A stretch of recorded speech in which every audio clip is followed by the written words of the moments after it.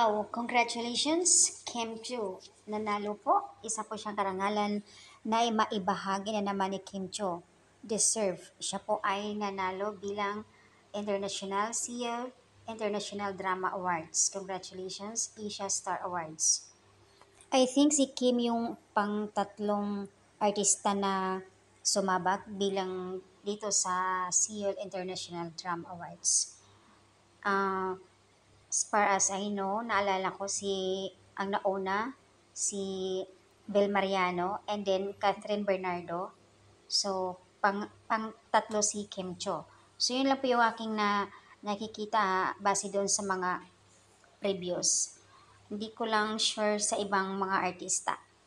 Pero ang nasubaybayan ko talaga si Catherine and Bel Mariano. So, ito ngayon si Kim Cho. Wow, deserve ni Kim ha. International.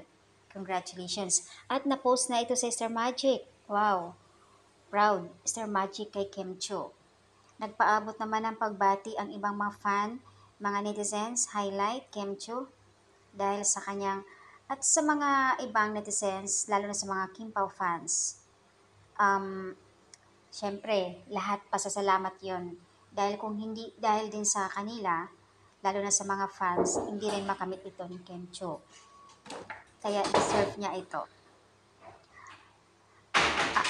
Tanong po ng karamihan kung kailan ang awarding and aatin po ba siya. So, hindi lang sure kung makaka-attend. Sana lang hindi mag-conflict sa schedule ni Kim kasi ayon sa karamihan, ongoing na nga daw po ang kanyang taping sa movie nila ni Pao.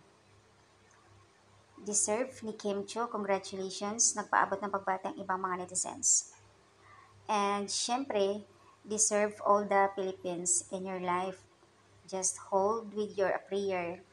Kung hindi rin dahil sa mga netizens at hindi rin manalo ito. Kaya grabe, hataw si Kim ha.